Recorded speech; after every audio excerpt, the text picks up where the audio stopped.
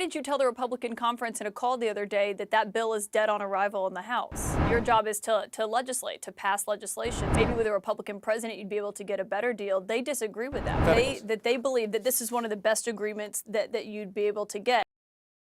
The border is definitely an issue that needs addressed. However, Republicans are trying to shift the optics of that issue to where the blame is on Joe Biden, despite him signing $14 billion in aid to go directly to the border that Republicans won't even touch. This included money for more agents at illegal entry points, technology to catch fentanyl coming across the border, more processing agents. But House Republicans are adamant to not pass anything that falls short of remain in Mexico.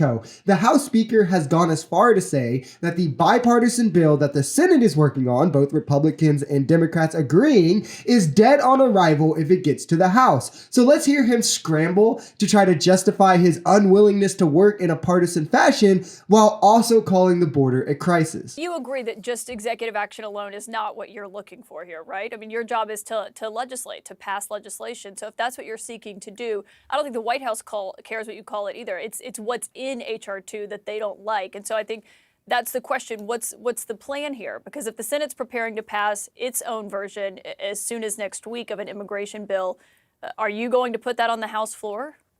Well, look, the devil's in the details. I don't yet know what they're going to propose. There's been lots of rumors about it, but I'm very hopeful that they will give us something meaningful that is very close to what we've sent over from the House. Now, what they sent over, H.R. 2, is just remain in Mexico, which violates the right to seek asylum for these immigrants and puts these people seeking safety at further risk. And it also isn't effective. Donald Trump released more immigrants than Biden and deported less than Obama. If you're big on all that, he was not very effective with it, while having his fair share of border issues prior to COVID. You said the devil is in the details here, that you want to see what the Senate is offering. But then why did you tell the Republican conference in a call the other day that that bill is dead on arrival in the House?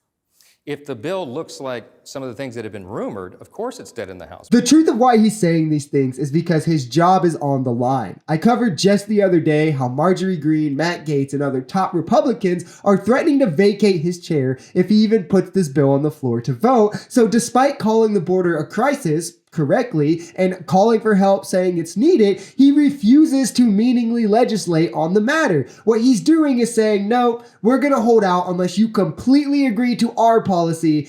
None of your demands are getting met. This is not how you legislate. It's the crux of why this Congress has been so unproductive and so little things have been passed. While the Senate will work in a bipartisan fashion and try to get both demands met, in the House, it's what the Republicans want or nothing gets passed because, we have majority. And they benefit from having a Democratic president as well to blame everything on when they're unproductive. John Cornyn, you and I were talking about they've said hypotheticals. that they believe that this is one of the best agreements that you'd be able to get. And that they said that what you said to your conference, that maybe with a Republican president, you'd be able to get a better deal. They disagree with that because they say it's not going to get 60 votes in the Senate.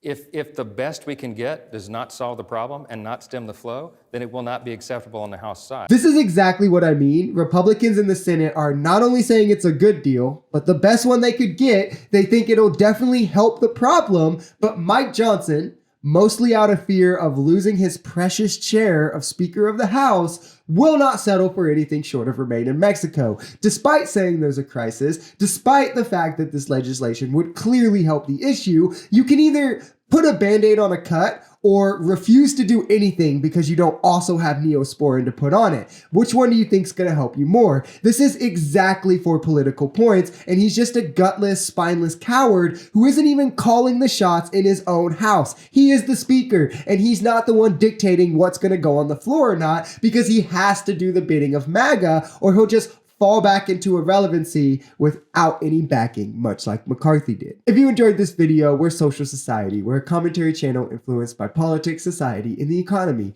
We are pretty left-leaning on this channel, but we're open to our right-wingers as well. The biggest thing here is having conversations that get everyone to the bottom of the truth. If that sounds like something that could interest you, consider smashing that subscribe button, leaving us a like, or even commenting on this video, because the only way we become a society is together.